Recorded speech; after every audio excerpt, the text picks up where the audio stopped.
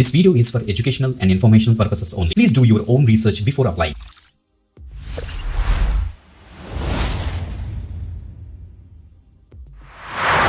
Welcome back again. This is విదే you watch విదరికి government jobs channel. Guys ఈరోజు మనకి నాబార్డ్ నుంచి మనకి అసిస్టెంట్ మేనేజర్ రోల్స్కి ప్రెసెంట్ రిక్రూట్మెంట్ అయితే స్టార్ట్ అయింది. సో చాలా మంచి అప్డేట్, ఎక్కువ మందికి షేర్ చేయడానికి అయితే మ్యాక్సిమం ట్రై చేయండి. లేటెస్ట్ అప్డేట్ అనమాట. ఈవెన్ అప్లికేషన్ ప్రాసెస్ కూడా మనకైతే స్టార్ట్ చేస్తారు వీళ్ళు. ఓకే, అన్ని డీటెయిల్స్ క్లియర్గా అయితే డిస్కస్ చేస్తాను. బిఫోర్ దట్ కంపల్సరీ లైక్ చేయండి, షేర్ చేయండి. ఒకవేళ న్యూ వ్యూవర్ అయితే తప్పకుండా సబ్స్క్రైబ్ చేసుకుని పక్కన బెల్ ఐకాన్ ఇచ్చేసి ఆల్ ప్రెసెస్ పెట్టుకోండి. Okay, let's start. గైస్ మీరు ఇక్కడ చెక్ చేసుకోవచ్చు, మనకి national Bank for Agriculture and Rural development NABARD నుంచి మనకి వచ్చింది. వాళ్ళకి అఫీషియల్ కెరీర్ పేజ్లో మనం అయితే ఉన్నాం. ఇక్కడ చూడండి, first recruitment to post of assistant manager and grade A RDBS and legal protocol and security services లో మనకి వీళ్ళ అసిస్టెంట్ మేనేజర్ గ్రేడ్ ఏ పోస్ట్లకి అయితే ప్రెసెంట్ అయితే రిక్రూట్మెంట్ అయితే స్టార్ట్ చేశారు. ఇది అడ్వర్టైజ్మెంట్, ఇది అప్లై హియర్.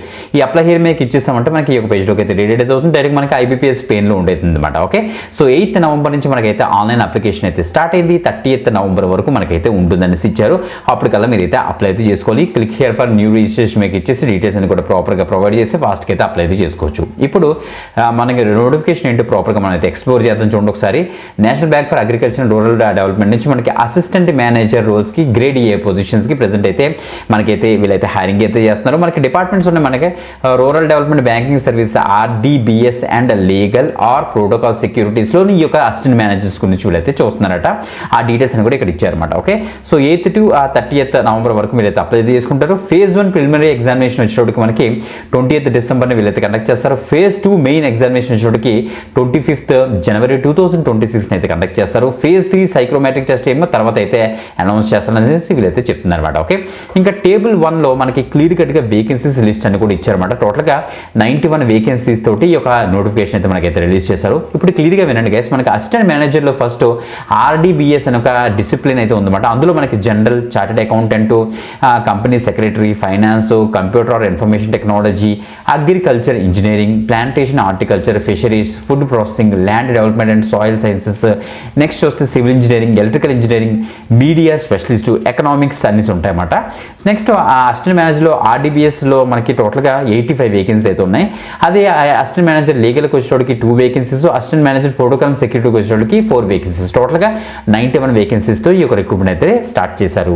ఇండివిజువల్గా మనకైతే అకాడమిక్ క్వాలిఫికేషన్ విషయానికి వస్తే ఫస్ట్ అకాడమిక్ క్వాలిఫికేషన్ ఇండివిజువల్కి ఇచ్చారు గైస్. ఫస్ట్ చూడండి, మనకి గ్రేడ్ ఏలో మనకి రూరల్ డెవలప్మెంట్ బ్యాంకింగ్ సర్వీస్ అంటే మనకి ఆర్డీబీఎస్కి వచ్చేటోడికి జనరల్లో మనకి చూస్తే బ్యాచిలర్స్ డిగ్రీ చేసిన క్యాండిడేట్స్ ఎవరైతే ఉన్నారో ఎనీ గ్రాడ్యుయేషన్ ప్రాబ్లమ్ అంటే 60% ఉండాలి. అదే ఎస్సీ పీడబ్ల్యూడీకి ఏమో 55% ఉన్న క్యాండిడేట్స్ ఎవరైనా దీనికి అయితే అప్లై చేసుకోవచ్చు. ఆర్ పోస్ట్ గ్రాడ్యుయేట్స్ కూడా దీనికి అయితే ట్రై చేయొచ్చు. Next post graduate degree, MBA, PGDPM వాళ్ళు కూడా దీనికి అయితే ట్రై చేయొచ్చు అని వాళ్ళు ఇచ్చేస్తారు. ఓకే, ఇది జనరల్కి. అదే చార్టెడ్ అకౌంటెంట్స్కి వచ్చేటోడికి bachelor's degree discipline recognised bachelor's degree చేసి ఉండాలి.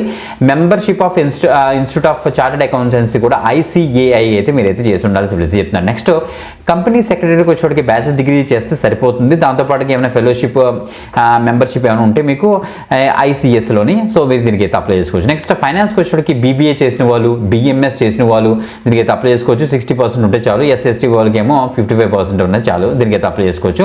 Are 2 years full time PG diploma చేసిన వాళ్ళు కూడా దీనికి అయితే ట్రై చేయొచ్చు. ఫైనాన్స్, MBA ఫైనాన్స్ చేసిన వాళ్ళు కూడా దీనికి అయితే ట్రై చేయొచ్చు. Or bachelor's degree financial investment analysis చేసిన వాళ్ళు కూడా దీనికి అయితే అప్లై చేసుకోవచ్చు. Or bachelor's degree chartered accountancy చేసిన వాళ్ళు కూడా దీనికి అయితే అప్లై చేసుకోవచ్చు. ఆర్ బ్యాచిలర్స్ డిగ్రీ మనకి ఇంకా చెప్పాలంటే మెంబర్షిప్ ఆఫ్ ఇక్కడ institute of cost and management accounts ఉంటాయి కదా, అది చేసిన వాళ్ళు అంటే ACMA, FCMA, ICWA చేసిన వాళ్ళు కూడా దీనికి అయితే అప్లై చేసుకోవచ్చు. లేకపోతే CFA ఇన్స్టిట్యూట్ బై USA చేసిన వాళ్ళు కూడా దీనికి అయితే ట్రై చేయొచ్చు అని ఇచ్చారు. నెక్స్ట్ కంప్యూటర్ ఆఫ్ ఇన్ఫర్మేషన్ టెక్నాలజీకి వచ్చేటికి ఎవరైతే 4 years బ్యాచిలర్ ఇంజనీరింగ్ అంటే BE BTech చేసిన వాళ్ళు ఎవరైతే ఉన్నారో computer science, computer engineering, computer applications, information technology, electronics and communication engineering అంటే EC వాళ్ళు, ET వాళ్ళు దీనికి అయితే ట్రై చేయొచ్చు. ఆర్టిఫిషియల్ ఇంటెలిజెన్స్ వాళ్ళు, మెషిన్ లెర్నింగ్ వాళ్ళు దీనికి అయితే ట్రై చేయొచ్చు అని వీళ్ళైతే చెప్తున్నారు కంప్యూటర్ ఆర్ ఇన్ఫర్మేషన్ టెక్నాలజీకి. Okay, or post graduation degree అంటే ME MTech వాళ్ళు కూడా దీనికి అయితే ట్రై చేయొచ్చు. ఆర్ గ్రాడ్యుయేషన్ చేసిన వాళ్ళు ఎవరైతే ఉన్నారో department of electronics and accreditation computer అంటే DOEACC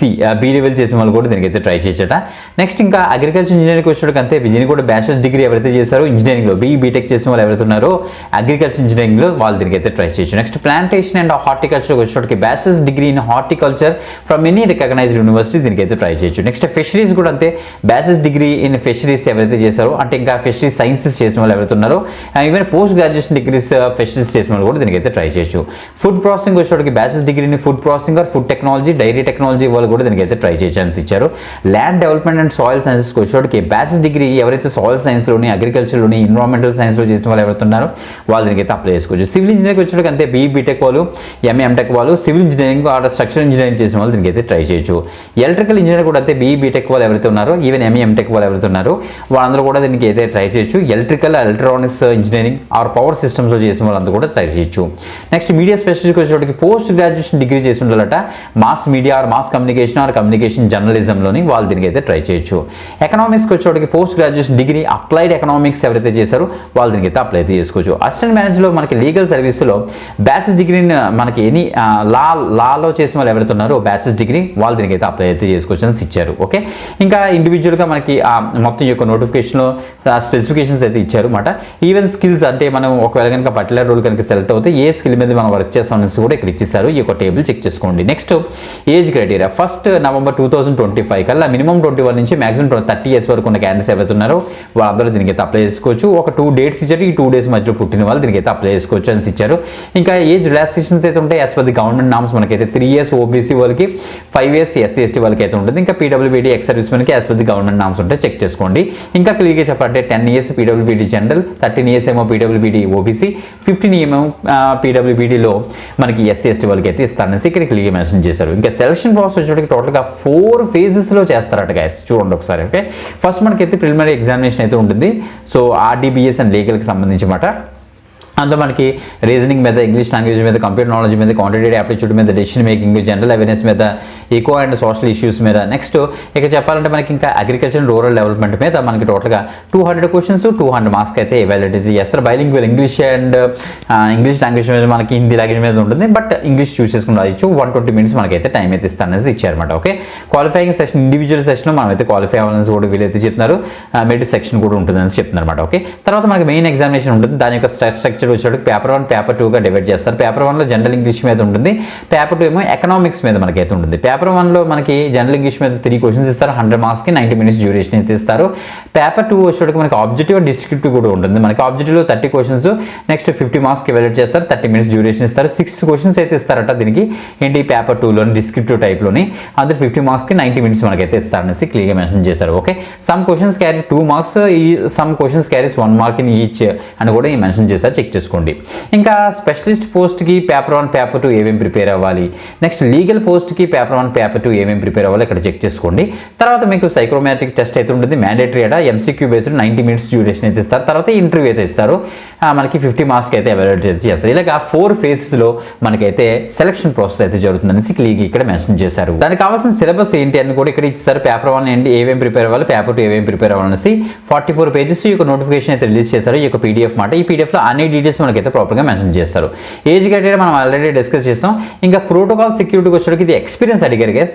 ఎవరికి చూడండి మనకి ఎక్స్పీరియన్స్ కూడా చెప్పాలంటే మనకి చాలా ఎక్కువ అడిగారు. ఆ ఎక్స్పీరియన్స్ ఉన్న క్యాండిడేట్స్ ఎవరైతే ఉన్నారో వాళ్ళందరూ కూడా దీనికి అయితే ట్రై చేసుకోవచ్చు అనమాట. ఈ ఎక్స్పీరియన్స్ డీటెయిల్స్ కాబట్టి ఇది నేను కవర్ చేయట్లేదు, మీరు చెక్ చేసుకోండి. ఓకే, స్కీమ్ ఆఫ్ సెలక్షన్ ఆ యొక్క ఎక్స్పీరియన్స్ పోస్ట్కి అసలు ఎలా ఉంటుంది అనేసి ఇచ్చాను, చెక్ చేసుకోండి.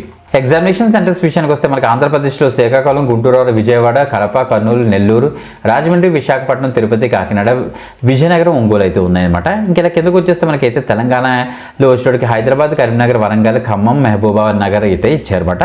సో మీరైతే ఈ యొక్క సెంటర్స్కి వెళ్ళి ఎగ్జామినేషన్ అయితే మీరైతే పార్టిసిపేట్ చేయొచ్చు. ఓకే, ఇంకా అది ప్రిలిమినరీ. ఇదే మెయిన్ ఎగ్జామినేషన్కి వచ్చేటప్పుడు మనకి యూజ్ అయ్యే లొకేషన్ ఒకటే ఉంది మనకి, అదే హైదరాబాద్ అయితే ఉంది. హైదరాబాద్లోకి వెళ్ళి మీరైతే మెయిన్ ఎగ్జామినేషన్ అయితే రాయాల్సి వస్తుంది అనమాట. ఇంకా అప్లికేషన్ ఫీజు విషయానికి వస్తే ఎస్సీ, ఎస్టీ, పీడబ్ల్యూబీడీ క్యాండిడేట్స్కి ఏమో అప్లికేషన్ ఫీజు ఏమి ఉండదు. ఇంటిమేషన్ ఛార్జెస్ మాట 150 రూపీస్ ఉంది, అంటే టోటల్గా 150 రూపీస్ మీరైతే పే చేయాలి. ఫర్ ఆల్ అదర్ క్యాండిడేట్స్ ఎవరైతే ఉన్నారో వాళ్ళందరికీ కూడా 700 రూపీస్ ఏమో అప్లికేషన్ ఫీజు, 150 రూపీస్ ఏమో ఇంటిమేషన్ ఛార్జెస్, టోటల్గా 850 రూపీస్ వీళ్ళైతే ఛార్జ్ చేస్తున్నారు. మీరు ఆన్లైన్లోనే పే చేయాలి, అది కూడా నాబార్డ్ యొక్క అఫీషియల్ వెబ్సైట్లో మీరైతే పే చేయాల్సి వస్తుంది.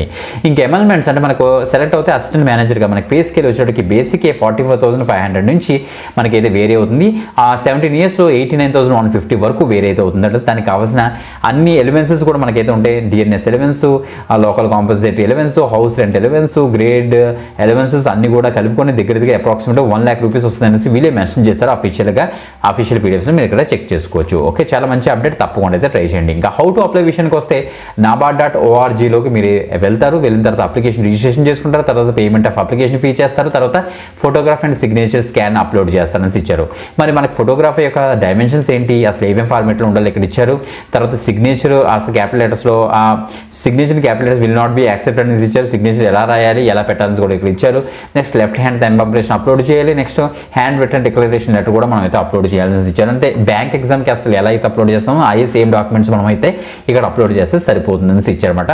అండ్ తప్పకుండా మీకు digital locker integrated online application form ఉంటుంది కాబట్టి Aadhaar card, education qualification documents అన్ని కూడా డిజిటల్ లాకర్లో పెట్టుకుని అయితే ఉండాల్సి అయితే చెప్తున్నారు. ఓకే, ఇంకా అప్లికేషన్ ప్రాసెస్ అంతా కూడా మనకి ఒక ఇదే పీడిఎఫ్లో మనకి స్టెప్ వైజ్ అయితే ఇచ్చేసారన్నమాట. చెక్ చేసుకోండి అసలు ఏవేమి ఫార్మాట్లో మనం అప్లోడ్ చేయాలి, ఎంత సైజు పెట్టాలి అన్ని కూడా ఇచ్చారు. అన్ని కూడా ఇక్కడ చెక్ చేసుకోండి. ఇంకా ఇలా కిందకి వెళ్తే మనకు కావాల్సిన అన్ని డాక్యుమెంట్స్ మనకి అవైలబుల్గా ఉన్నాయన్నమాట. ఇంకా మనకి కావాల్సిన caste certificate formats, income certificate formats అన్ని కూడా ఇక్కడ ఇచ్చేసారు. చెక్ చేసుకోండి గైస్. ఓకే, మంచి update from NABARD assistant manager రోల్స్కి వెరీ లేటెస్ట్ అప్డేట్ కాబట్టి తప్పకుండా అయితే ట్రై చేయండి. ఓకే, ఇంకొక ఎక్సలెంట్ గవర్నమెంట్ జాబ్ పెడితే మనకి వెళ్దాం. అంతవరకు సెలవు. బాయ్.